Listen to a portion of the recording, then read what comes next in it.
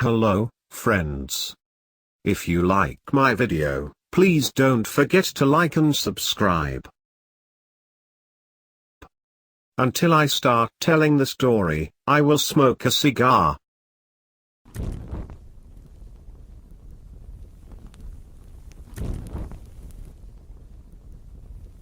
Okay, I'll start. So those that know me, and know what I do, call me the cleaner. I'm what you might call a bounty hunter, except I deal with very special cases, stuff that nobody else can really handle. I seek out the filth, the otherworldly beings, even what you might think is supernatural, and I terminate it. I don't discriminate, I don't hesitate, I just squeeze the trigger. I'm not open for hire, I only take contracts from one person. And no, I can't bring you into the fold. It's something you're born into, and there's only ever a handful of us alive at a time. I can't go too far into the details, but I am allowed to say this. It all starts with a slip of paper, usually an envelope in the mail. Sometimes though, in very rare cases, I will get a letter in person. I call her Star, she's not allowed to tell me her real name. And Star isn't her code name. Traditionally someone like her would just be called a messenger. Nothing else, that is all they are. I call her Star, though. She has a real bright personality, figured it fit. Now, I'm gonna share a story with you all. Now I'm not really a storyteller, so you'll have to forgive me if the format is weird. But I'll let you in on my life, peel back the curtain just a little. I had a case a few years back. Started, like I said, with a knock at the door, which always gets my heart pumping. You see, we cleaners, we don't have friends, and we don't visit each other. So a knock at the door can only mean one thing. Star is the waiting with a special case. I unlocked the deadbolt, grabbed the cold doorknob, and slowly edged the door open. There was Star, as expected, greeting me with the huge smile she always had on. "Morning, Mr. Clean. How is ya doing?" she asked politely, moving her bangs out of her eyes. I returned the smile and motioned for her to enter. Still alive, so I'm doing better than most of the people I know. We made our way into the kitchen, and I poured her a glass of water, something I always did for a messenger. I'm gonna take a wild guess and assume this isn't a social visit. I handed her the glass of water. "Oh, thank you." She took the glass and sipped on the water before replying. "You know, one of these days I'm just gonna pop by to hang out." It was a nice thought, but I knew it could never happen. It's against the rules, and no one breaks the rules. But you are right, she pulled an envelope from her back pocket. "This one is gonna be a toughie." There were 2 pictures ... Usually, I only got one. She placed them on the table. The photos were of 2 monstrous-looking beasts, hairy and huge. I instantly recognized what they were, and immediately got a pit in my stomach. Star must have noticed because she responded with a reassuring pat on the back. "You can do it." They were lycanthropes, or more commonly known as werewolves. They're about as tough as it gets. "Yeah, probably. But 2, really?" I shook my head and sighed. "Am I to take them on alone?" "Yuppers. And we both know what that means." She paused to drink more water. "They're mating, so we're gonna need you to deal with this as quickly as possible. Can't be giving them a chance to separate and disappear. Lycanthropes are pretty much what they appear to be like in movies. Vicious, strong, fast, practically the perfect killing machine. However, in real life, they don't have any special weakness. They did the same way as everything else. And the best way to do it is blood loss. Explosives work well too, But that can tend to get messy and you might blow yourself up. I prefer to hit and run tactics. That's a problem when there's two though. You have to severely injure both of them before they have the chance to rip you to shreds. It is preferred to take them out before they have the chance to morph. You've got a 50-50 on that though. Normally you won't see two in the same place because they are very territorial. I groaned again. Fuck, alright. I'll do it. Give me 2 weeks tops. If I don't check in, I'm dead. Contact 2. If that happens, she can take over the case. I doubt it'll come to that. Star always confident in my abilities. You always come out on top, one way or another. I snickered. Yeah? Well, just give me the details. The sooner I plan this suicide mission, the better. I was awarded a laugh from Star. Yes, sir. So here what we got. So of course, I can't actually go into the details of the locations and the contacts we used in the area. All I can say is that the events went down in a town in the States. I'm sure the more curious of you will try to search for news reports and whatnot, but I promise you that you're not going to find anything. Any shred of evidence that was there is gone. My family has been doing this for a very long time. We're a lot better at this than you are. You will find nothing. Now when a cleaner goes looking for information, there's really only one thing that can give you reliable facts: an imp. That's what we call them. They don't really have a name in the English language. They're half human, half I guess what you would call a demon. They're about as close to human as monsters can get. I know that may sound scary, but there's a reason we call them imps. They're small, weak, feeble creatures. The only thing they have going for them is their longevity, pretty much immortal. And only a handful of them is still living. So being that they pose no threat, we don't put them on the kill list. Imps are good for one thing, and one thing only: information gathering. Ins and outs, they know it all. And for a price, they'll tell you everything you need to know. So when I arrived at the small town, I arranged a meeting with the local imp, via my contacts. Naturally, he wanted to meet in a public place. The otherworldly aren't really trusting of us cleaners. It was the middle of the day when we met. I spotted him sitting on the bench, right in the middle of the park. To the average passerby, he might have just looked like a small odd-looking middle-aged man, not worth more than 2 looks. I instantly noted the signs, however.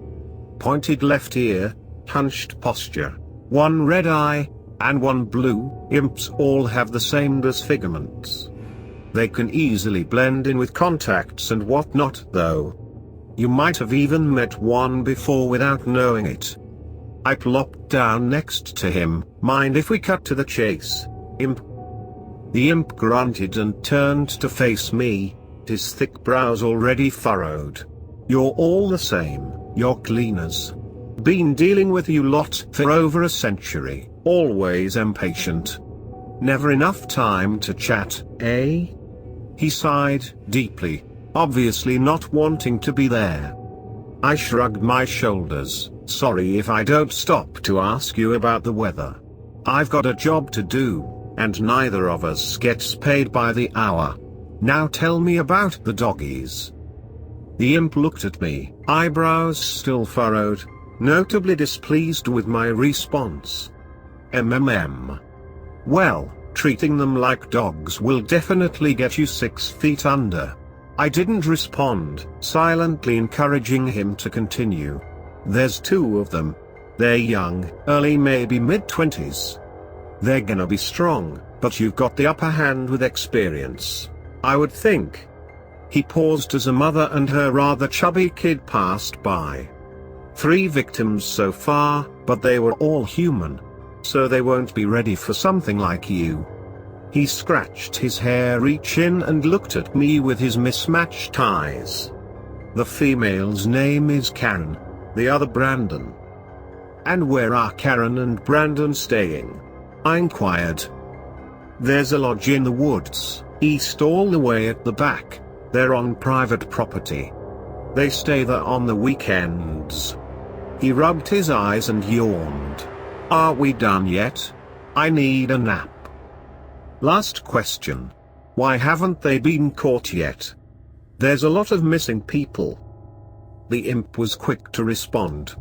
They only take homeless people that won't be missed. And before I could ask anything else, he was up on his feet hobbling away. Good luck, cleaner. You're gonna need it. Can't say that I'll miss you if you die. He cackled as he walked away. Charming creatures. He was right, I'd need all their luck. Killing one werewolf is difficult, killing two approaches impossible. You have to plan, weigh the risks heavily and hope it all goes smooth. And it has to go smooth. Bearing that in mind, I rested up, got familiar with the terrain, and eventually I found myself hiking through the thickest parts of the forest a few days later. It was dark, not a single hint of moonlight was able to push its way through the thick canopy. I had decided that it would be better to take them out after daylight hours. By then, they would have their next victim already and the feast would already be underway. Werewolves are emotional creatures, so I could only hope they were caught up in the ritual. Pitiful that I had to let a civilian die in the process. Not all hunts are without collateral damage. I reassured myself. Took about half an hour of wading through the thick trees, before I started approaching a clearing. I could see the small cabin in the distance. At first glance, it was quite homely looking. Wooden walls, a fireplace smoking, even a sign that said welcome. There was one thing that did break the illusion, however. The screams, the bone-chilling screams of a man whose flesh was being peeled from his bones. I could see him, laying on a table, arms and legs strapped down, a man and a woman standing over him. The man had a large blade and was slicing through his skin like it was butter. They were chanting in an old language, one that doesn't have a name. Their voices were ... guttural, and a deeper pitch than humans was possible of making. It was the mating ceremony. They play the victim alive, eat the skin, drain the blood into buckets, and then smear themselves in the blood. It was a sick and twisted ritual, and I didn't give them the chance to finish it. I looked down the iron sights of my rifle, picking my first target, the male, Brandon. The first shot ripped through the forest until it found its mark. The bullet tore through the man's chest, stopping his heart in an instant. Blood spattered on the ground as he slumped to his knees and fell to his face. Karen reacted almost instantaneously and dashed behind the trees to the right of the house. I expected that though. Werewolf reflexes were remarkable even when in human form. I already knew what would happen next. She would change ... become the monster I was sent to kill. The werewolf transformation is a slow, excruciatingly painful process. So I've heard at least. Bones grow and break to morph the body into a massive beast. Hair stabs through the skin creating roots where none existed before. Their teeth all fall out one by one and are replaced by vicious fangs.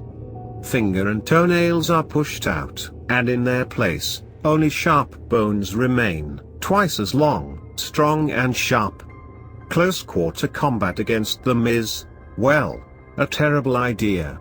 Almost always fatal. I sighed and checked my surroundings. There were no signs of Karen. Maybe she. An abrupt inhuman screech tore through the forest.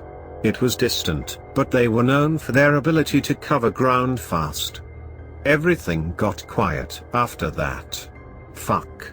I could feel the tremor in my hand already. Her transformation was complete and I had just killed her lover. Again, they are very emotional creatures. passionate about their very core. I emptied the chamber of my rifle and pushed another round in. It wasn't human anymore. Slowly I started making my towards the lodge, taking care to not make the slightest of sounds. I was inching my way to the ritual table. He helped me. I could hear the man croak out as I neared. "They're going to kill me. Please help me." His voice was getting weaker. I looked over his bloody mess of a body, or, at least, what was left of it. "You need to call an ambulance." His breathing was more labored now, wheezing as his lungs fought for oxygen. I rested my hand on his forehead. "It's gonna be alright. Close your eyes, I'll take it from here." He tried to say something more, but his eyes slowly drifted shut, and his breathing eventually stopped. It was as shit he was to die. I let my eyes trail down to the other dead man. Brandon, the lycanthrope. He was young. Brown hair, blue eyes, and a hole in his chest. On the surface level, you can't even tell that they aren't human. There's no giveaway like there is with the imps. Werewolves are hard to find, unless, of course, they're morphed and hunting you. I nudged him with my boot. No movement. Good, I thought. I stepped over his body and moved towards their cabin. I had to shut myself in. I needed to trap the beast. I opened the door slowly, pushing it with my rifle, making sure to close it behind me. The fireplace was still lit, making the shadows dance on the walls. "Very homely indeed," I said absent-mindedly. And it was. There wasn't much to it, but it was nice. A sofa and recliner by the fire, a kitchen past that, no TV though. I looked back at the dead body outside. I guess they've got other interest. There were paintings on the walls. Mostly of wolves and the such. Brandon's signature was on a few of them. Guess he was a painter when he wasn't busy being a werewolf. Another screech tore through the forest, much closer this time. It was stalking the tree line, deciding how to attack. I snapped back to the task at hand. Right. Best get to it then. I needed to immobilize the beast. I smiled as I dropped my duffel bag to the floor, and set aside 2 large bear traps. Even a lycanthrope can't ignore steel teeth biting into its bones. I placed one by the door, maybe 5 feet away, and one by the window next to the fireplace. This ought to do. I waited, and I waited. 3 hours went by before I heard it again. The beast was smart to wait that long. I was tired and the recliner was definitely helping me to fall asleep, especially with the warmth of the fire. However, the second I heard it, my adrenaline kicked into overdrive. It was circling the house, heavy footfalls making solid thuds. It made no attempt to hide its presence, growling every other breath. Werewolves were masters at stalking their prey. You can only hear them when they want you to. It's no wonder she was able to get to the house without me noticing. She wanted me intimidated, and I was. I could hear the slow scraping of her talons as she carved into the house. The low guttural growl as she grew bolder with each step. Boom. The cabin shook violently as something smashed against it. Paintings fell from the walls. My body trembled, and then it got quiet. No more footsteps. No more growling. It was in kill mode. Shit. Every hair on my body was at attention. Goosebumps rose on my arms, and the tremor in my hand returned. All the experience in the world can't save you from the terror of a pissed-off lycanthrope. I took a deep breath and slowly stood from the chair, rifle in hand. I doused the fire and positioned myself in the center of the room. Equal distance to either of the traps. With the fire out, it was dark, and hopefully, it wouldn't see the bear traps. Will die. It was a deep, almost demonic thing to hear a werewolf talk. Before I could react, the beast burst through the front door. I had to duck as the door flew past my head and crashed into the kitchen. There wasn't much light, but I could see enough. Maybe 8 feet tall, black fur, several 100 pounds. It was frightening. Muscles bulging, eyes glaring, fangs bared. It was pissed ... at me. I couldn't afford to waste a second, though. I raised the rifle and opened fire.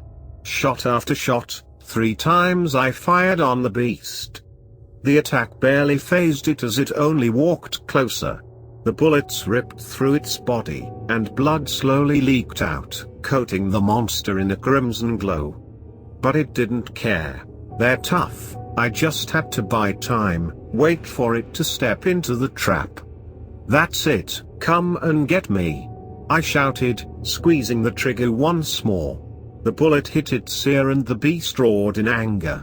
Just one more step and I had the monster, yeah, that. It stopped right in front of the trap and leaned forward so that its head was in the moonlight. Ears flat against its wolf-like skull, grey eyes staring me down, as it bared its fangs at me. It flung the bear trap aside, causing it to clatter against the wall and snap shut. Die ... now. It roared menacingly, and before I could react it lunged at me, clearing the distance in one leap. It swatted me like a fly and sent me crashing into the fireplace. I hit hard and nearly cracked my skull open. No, the brick. Her sharp claws had sliced through my vest like butter and gashed me open. Everything was blurry and my head felt like it was swimming in circles. I managed to push myself off of the ground. I was greeted with another ear-splitting screech. I felt my eardrums pop as I fell back against the fireplace. Even from across the room, I could feel how hot its breath was and the smell ... it reeked of death. However, I couldn't afford to act. I reached for the pistol on my belt and opened fire again. I was dazed, but I got lucky. The bullet hit it in the head. It wasn't enough to kill it, not by a long shot, but it gave me a chance to move. I could see it fall back and break the small dining table it was next to. It was disoriented, and I used that to make my way to the window. I stumbled as I walked, almost falling on the trap that I had set earlier. I lifted the glass pane and threw myself onto the window sill. I let my body slowly slide out the other side. I needed to put distance back between us. Formulate a new plan. Fuck. My ankle erupted in pain. I could hear an audible pop as the werewolf crushed my bone with its grip, while also digging its sharp claws into my skin. It had caught my leg just as I was sliding out. "You fucking bitch!" I shouted. My entire leg felt as though it was on fire. I was in a bad spot. More or less dangling out of the window. I could see its head sticking halfway out of the window now. I fired multiple rounds into its jaw, not giving it a chance to finish a sentence. The beast jerked its head back, smashing the top of the window as it did. I felt my ankle slip from its grip and my head smash on the ground as I fell onto the grass. I couldn't stand. My vision was fading, and the last thing I could hear was the beast pounding on the walls. I groaned as sat forward. I was alive, but only barely. I was in a puddle of my own blood, and I couldn't use my left leg. Took me nearly 10 minutes to stand up, and another few to hobble over to the cabin window. What was left of it anyway? Karen the werewolf was seemingly dead. I leaned myself against the walls and peered inside. From what I could see, it looked as though the beast had bled out. Several bullet wounds, a bear trap still clamped on its ankle. Guess you stepped on it right before you snatched my leg. Even large pieces of glass sticking out the back of its head. Looks like you died trying to break the wall down, though. I pulled my burner out of my pocket and dialed my only contact. Mission is a success. Gonna need a cleanup crew and a pickup for myself. Oh, and bring Helga. I'm hurt pretty bad. I let myself slide down against the wall. I drifted off looking at the stars. They looked especially dull that night. Took me a few days to wake up from that. Spent even longer in recovery, which doctors can only get you so far. That's the story for now though. You don't have to believe me, but I assure you, some of the legends of old are true. I might post again. I've got plenty to tell. For now, though, I've got business to attend to.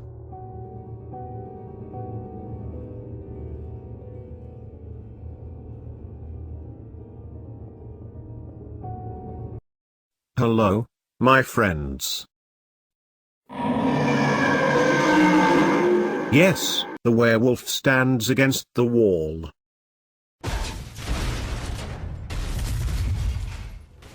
I can't hear static normally anymore. I tense up now. It isn't just that I hear it as overlapping screams, but I swear that I keep hearing the word help in there. Anyway, I got another package last night. I was heading out to my car when my foot hit another manila envelope. Since this was my first day back after my break, I took the envelope with me. It should be quiet at work. Better fucking is anyway. I kept my radio off, to avoid any static screaming, and got to work on time. Got changed, and settled in. The envelope never left my hands. Another $5,000, and what looks to be a haphazard collection of pages, with a bloody handprint on the top page. One of them is a cover letter for lack of a better term. Hello again. This is from a case I worked on that was not given to the police. It is a missing person case. Due to client confidentiality, I cannot give the name to you. But, this is another oddity. Looking at the Journal of Miscellaneous Paper, I look at the symbols on the front. It looked like kanji had rough sex hieroglyphics then vomited all over it.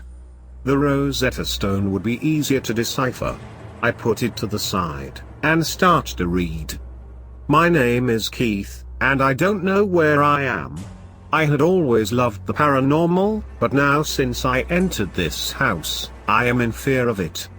My cell phone is dead and I have no idea how long I have been trapped. When I first entered this hellhole, I was excited, as it was one of those something jumped at me empty homes. Never should have come alone. Anyway, I found this piece of paper and a pencil. This room, which I think is some sort of dining area, seems to have enough light for me to write this. Something is in here. I can feel it isn't the right way to describe it. It is like in those open world rebounds per game games, where if you have somewhere marked on a map, the player can see the indicator on the compass. It is like that. Except this thing is hunting me. The page stops there. The writing gets a bit shaky at the end. Don't know much about the various types of paper in the world. This looks like it should crumble or be less sturdy. I turn to the next page. Keith here. That thing has been whispering to me again. The things it describes as horrifying. It would be like a gazelle hearing everything the lion will do to it when it gets caught. Every vivid detail. I would piss myself, but I don't think I have any fluid left to do that anymore. I can't remember when I last ate, drank or slept. I think I have been in here for over a week, but my cell phone died in the first hour of exploration. I tried drawing a map, but I am not very good. Flipping this page over, I can see a very crude map of a two-story house. Nothing is concretely labeled. Everything has a question mark next to it, if not 2 or 3 different room types. Bedroom, bathroom, kitchen, laundry, dining room, altar room. Some scratched out and new ones written in the space. This makes no sense. It is like that house in that Stephen King novel that kept growing in size. It seems Keith is an observant person, going by the next few pages. He has stated on a page that he is leaving this page in a particular room. Maybe he was able to solve the mapping conundrum. Fuck. I tried to leave pages in the rooms I visit, but when I went back, the rooms were different again, and the pages were fucking gone. Fortunately, a study I stumbled into had more paper and pens. That thing caught me in the hallway. It is like some form of werewolf if Gaija drew one. If I ever get out of this, I will swear off all paranormal shit. This needs to stop. I thought about trying to figure out the history to this place, but it is like every horror story ever written. Ghosts, ghouls, demonic possession, haunted objects, psychological horror. I managed to get away from that thing, but it took a couple of fingers. Good thing I am right-handed, I guess. I can't seem to find any doors, but the next time I see a staircase leading up, I will take it. Down seems like a terrible idea. The writing seems steadier. Maybe Keith used a desk to write on this time. But I get a slight nagging feeling like something is watching me. Probably just one of the security cameras.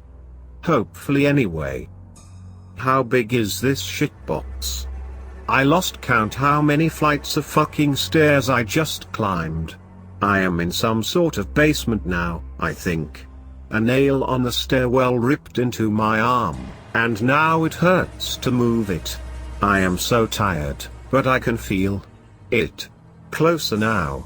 It tells me how good I taste and how I make it hungrier for more, and my stomach seems to growl in agreement. This house. I never noticed it before, hindsight and all that, but it never felt right.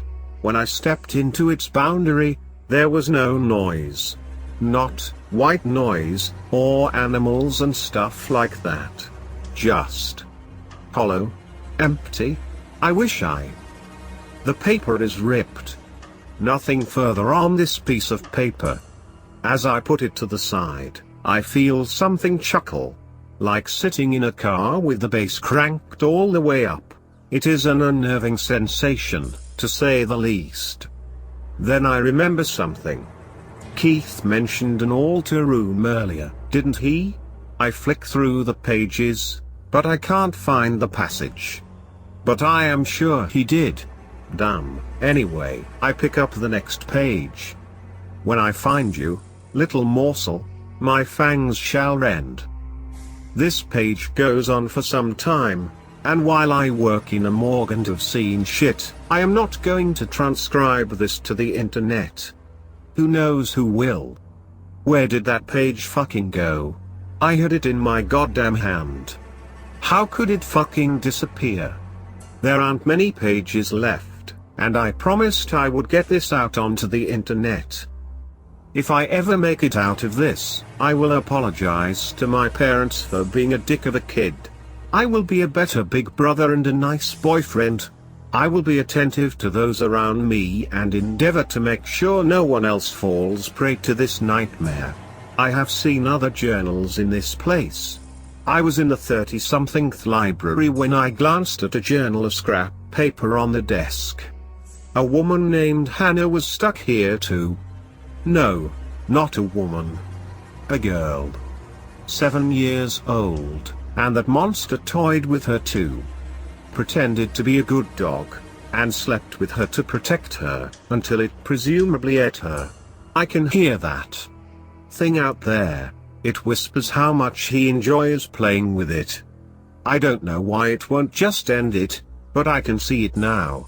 Sitting like a dog at the door to this library. It is smiling at me. I only have stumps on my hands and feet now, but I will go over these journals because I think it will torment me further by just sitting at the only exit to this room. Keith's writing is neater. More composed. No shaking or anything. But stumps. How long has this poor bastard been stuck in that hell? I am going to end this soon. I have gone through dozens of journals, all people who have experienced all that I have. The attacks, the hunger, the thirst. They're wandering through corridors that won't end, or the too many rooms for a 2-story building. People of all ages, genders, social status. Nothing is spared this monster's tyranny. Each journal has a different theory about what that thing is. The only constant throughout the journals. That nightmarish werewolf thing. Cursed by God, blessed by Satan, an alien life form left on this planet to kill everything, missing partner of 682. A wolf that got twisted by druids, other ones I am too tired to recite. But this theory seems new, from what I can tell. This is a literal hellhound, sitting at the spot where Lucifer struck the ground when he was kicked out of heaven. Wrong. The thing chuckles. A chuckle that sounds like a living animal in a grinder.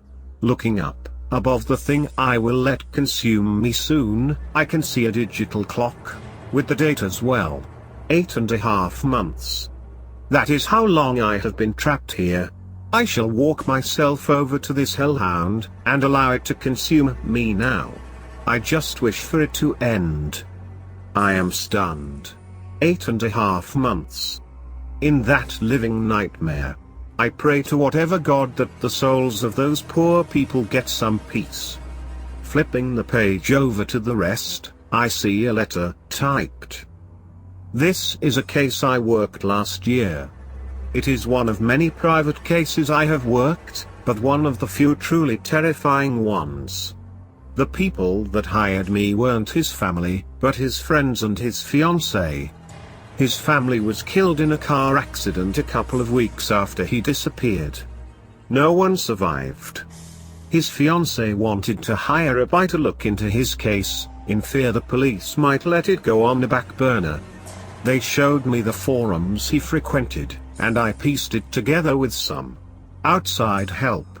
I found the address where he went. Took 2 months to find it, as it was. Well, you will see it in the photographs. I took a photo of the journal and the house. But after reading this, and getting that nagging hunted feeling, I couldn't bring myself to inflict that nightmare upon his fiancée. By all accounts and records, he was a good man. You were chosen for this literally at random. I am sorry for this, but I hope you persevere and help get this word out. I try to ignore that feeling of being watched out of my mind. Putting that letter aside, I look at the 2 photographs. One is of the journal on the ground. The other is of a fucking doghouse. Flipping over the photographs, I see a note of the back of the one of the journal. Hopefully, my new master will play with me for just as long. The message on the back of the doghouse photo reads: Brief history. House seen as haunted, gets demolished. Doghouse gets rebuilt next day. No one can figure it out. Rumors of screams heard at night, but no one could fit inside.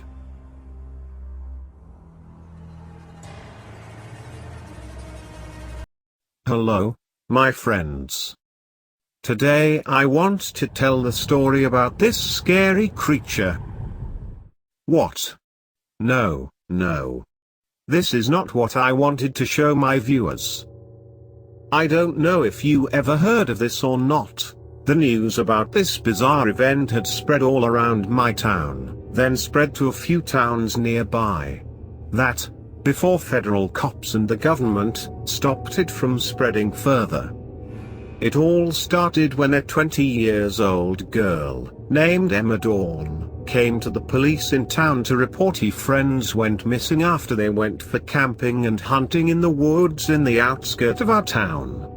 The parents of her friends did report their children missing, so you can tell that they are actually missing, despite the extremely bizarre explanation that the girl gave to the police and the citizen. Her story sounded way too fantastic and unbelievable, so at first, People thought that she went crazy after what happened to them in the woods. Well, to the cops and citizens' opinion, whatever that happened, it was definitely not like what she explained. This was what her explanation about her friends being missing. They were trapped in the woods in the cabin. Yeah, you read it right. According to Emma's explanation, it was the woods in the cabin. The bottom line of her story was that, when they were walking around the woods to hunt for deer or rabbit, they stumbled upon a small cabin in the middle of the woods. The cabin's design looked like it was designed for humans to live in, but the size of it was not. The size of the cabin looked like it was designed more like an animal shelter, though humans could enter its door by crawling through it. When Robbie, one of Emma's friends, opened the cabin's door, they were surprised to see there were other woods inside it. It looked like the inside of the cabin was a four-dimensional room to another woods somewhere. They entered the cabin one by crawling through the door. They left the cabin's door open, just in case. Inside the cabin, they saw many beautiful trees and flowers. Not long after, they heard the sound of an animal's breath near them. As they turned around, they saw something that looked like a huge werewolf, standing on its 2 feet, staring deeply at them. And the animal looked hungry. Following their instinct, they ran for their lives towards the cabin's door. Of course, the size of the door made them unable to go out all at once, and instead, had to crawl through. Emma was running in front of her friends, and successfully became the first to reach the door that was still open. She crawled through it, and when she got out, she accidentally kicked the door closed as she ran out. To her horror, when she turned her head to see her friends, she saw no cabin there. The cabin was gone. Suppressed by shock, panic, horror, and distress, Emma ran out of the woods and went back to town as fast as she could. That was all she could tell. She had no idea where that cabin had gone to, or where it brought her friends with. People thought she went crazy or delusional and didn't think of her explanation seriously. I mean, who would? To every sane people, her story would sound completely insane and unbelievable. Well, not until another group of kids went missing again after they also went for camping and hunting in the same woods. In less than 2 months, there are already 3 groups of people went missing after they went for camping and hunting in that woods, including Emma's. Cops and citizens started to think of Emma's explanation seriously. Her story might sound insane as hell, but to that point, that was the only thing that could explain the disappearance of those 3 groups of kids. Maybe not really a woods in the cabin, but there should be something horrible there in the woods. During a chat with one of the cops, who happened to be my father's friend, it was revealed that there were also cases of missing groups in the woods before. Like 8 cases. All happened in different towns, but all towns were closed to woods. Cops and people in town started to warn everyone to not enter the woods. They even built a fence and put a forbidden sign on its entrance. As you might guess, the curiosity took the best of me one day, and I decided to get into the woods to investigate it myself, along with my buddies, Billy and Kyle. It took us several days of visit to the woods, but there was no sign of anything strange. I was about to give up the investigation when my friend, Billy, said something that hooked me. Those groups that went missing, they went to the woods for camping and hunting, right? I mean, camping and hunting. They weren't here for a walk like we did. Right? Billy said. The 3 of us were staring at each other. We knew what was in each other's mind at the time, but none of us spoke it out. A few days later, we walked into the woods again. That time with the camping and hunting equipment.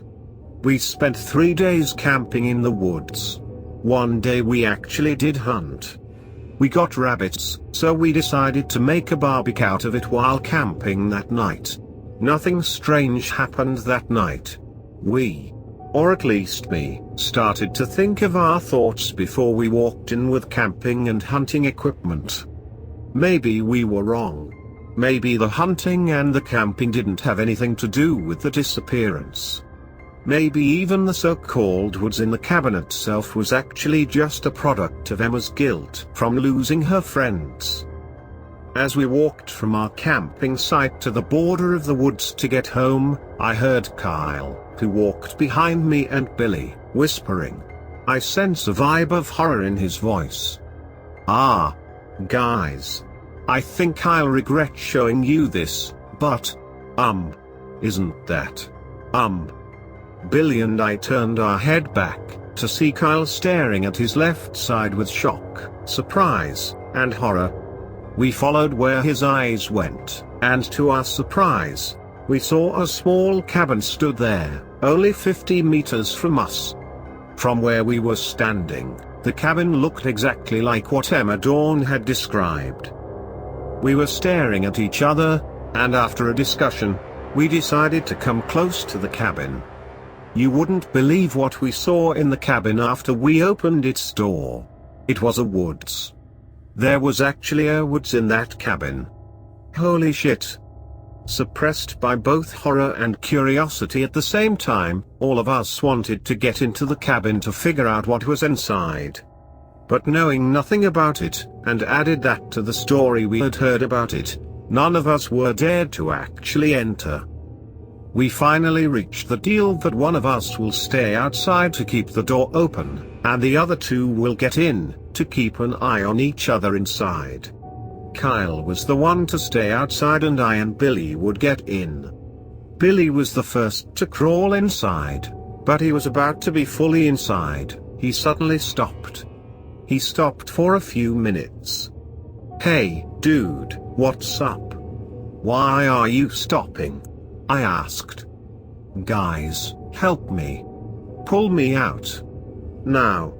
We gotta get out of here, Billy replied. What? But I thought. I hadn't finished my words when Billy cut it. Get out. Get out. Get out. He yelled in panic as he crawled back. In reflex, Kyle and I pulled Billy out of the cabin. Without any words, he slammed the cabin's door shut, and grabbed the hands of Kyle's and mine and dragged us out of there. You saw something? Kyle asked, with curiosity in his face. We looked back, and we saw the cabin still stood there. Well, it stood there, before eventually vanished right before our eyes. Run! Billy screamed. We ran out of the woods as fast as we could. As we got out, while we were still panting and trying to take a breath, Billy opened his bag, and pulled something out. It looked like a glass bottle, with a paper rolled up inside it. Billy put the paper out and opened it. It looked like a letter, and it was written in English. I haven't had a chance to fully read this, but I had a chance to read the name of a person who wrote it, right at the top of this letter, Billy explained as he pointed his finger at the top of the letter, where there were names written on it. Robbie Klein, Alexandra Dimes, Daniel Dixon, Morgan Lynx. Wait. Isn't that? I was consumed by horror as I noticed whose name was written there. They were names of Emma Dawn's friends. The very first group from our town that went missing in the woods 2 months ago. The letter explained what was happened to them. The letter appeared to be written using a natural element from trees as the ink. And it seemed like Robbie Klein decided to put the letter in the glass bottle they found, and keep it in the woods inside the cabin, with the hope that if the cabin's door opened again, the letter would find its way out.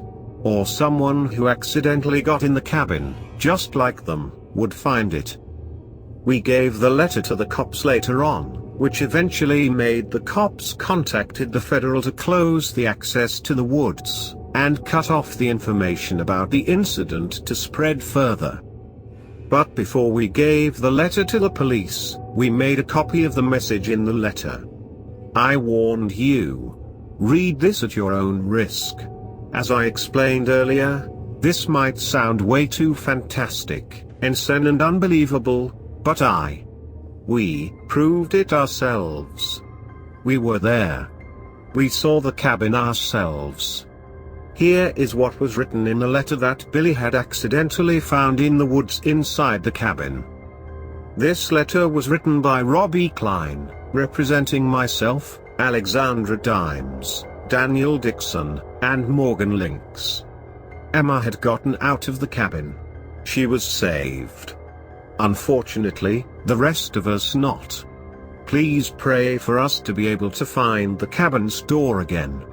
However, just in case we would never have, we decided to let people know what happened to us, just so it wouldn't happen to anyone else. This is our last resort. We didn't expect this letter to successfully get out. We just wish that, somehow, it would. If Emma had successfully reached the town, she might already tell you what happened. As crazy as it might sound, it was true. On our walk around the woods to hunt for deer or rabbit, we stumbled upon a small cabin. The cabin looked more like an animal shelter than humans, but we, humans, could enter by crawling through the door. Inside the cabin, there were woods. No, seriously, there was a huge, tropical woods inside that small cabin. The cabin might be a 4-dimensional room, or the door might be a portal to another world. Either way, we were trapped here. We ran for our life when we spotted a creature that looked like a werewolf standing not far from us. After Emma had gotten out of the cabin's door and accidentally kicked the door close and made it vanish into thin air, we had no other options than to turn around and found a way to survive in the woods, while looking for a way out. The werewolf that we originally thought was hungry and was about to eat us alive, turned out to be just standing there, groaning like a beast. Somehow for every one of us, it sounded like it was trying to warn us out of something, but we didn't understand anything it said, so then, the werewolf turned around and ran to the woods, not to be seen again. We were walking through the tropical woods, surrounded by huge trees and fantastical flowers we have never seen before in our lives. Along the way, we passed by other creatures as strange as the werewolf we saw earlier. Strange enough for us, all of the creatures were all furry from head to toe, and they were all standing on 2 feet. Their faces weren't looked so much like an animal. It looked like the creature was somehow made out of humans, which somehow was turned to be a furry 2-legged animal. And even if they saw us, none of them ran towards us, trying to eat us or kill us. They were just standing there, staring at us from afar. Morgan once told his opinion that he caught a glimpse of sadness in the creature's eyes while they were staring at us. We were walking through the woods, not knowing it had been for how long, or how far. The strangest moment of us being here, was when we spotted something that looked like a building. We immediately ran towards it. The building looked like it was made of concrete, with thick, bulletproof glasses on some parts of it. If there was a building, then, it meant, there was a civilization. If there was a civilization, then, it meant, there must be other human beings. In excitement, we were knocking on the wall and the windows, yelling for help. We were hoping anyone who lived in there would hear us. We followed the shape of the building, knocking every window that we saw. At one point, from the outside looking into one of the windows, we thought we saw something that looked like a human's silhouette. The window was dark, we couldn't see clearly of what was in there, and the glass was so thick, we weren't sure anyone on the inside would hear us. However, we were certain that there was someone in there, judging from the silhouette that we saw. And it was not just 1 or 2. It was a group of people. Strangely, no matter what we did, either knocking or yelling, they were just stood there, watching. And then, at some point, the light on the inside of the building was brightened up. We started to be able to see clearly who was inside. We were sure it was a man. Some of them wore suits, some other wore lab coats. Due to the limitation of the light, we weren't able to see their faces. But then, slowly, it was getting clear. We were finally able to see their faces. As we saw the faces of the people who were staring at us from the inside, all of us were screaming as we jumped back in horror. There were many people there inside the building. And yes, they were wearing suits and lab coats. But they were not humans. They had heads of animals. Unlike the creatures we saw out here in the woods, the creatures we saw inside the building had the clear physical shape of animals' head, with the body of humans. There were elephants, lions, monkeys, birds, etc., and they were standing on 2 feet, wearing suits and lab coats. One of them, a humanoid lion wearing a suit, stepped ahead, and he did something that we assumed was pushing a button of a speaker, because then, it talked to us. "Hi there, humans," the humanoid lion said. "You haven't transformed yet, so I assumed you are new here. So, I'll just do the thing I always do every time there are new humans passing by this facility," the humanoid lion continued. "This place is a 4-dimensional animal shelter, located inside the cabin. I, along with other animals you saw here, happened to crawl through the cabin's door. And this place has different timescape than the outside world. What were 150 years here, only felt like a few minutes outside the cabin. Through that time, we have evolved from 4-legged animals, into 2-legged ones, with the intellects of human beings. Isn't that awesome?" he asked.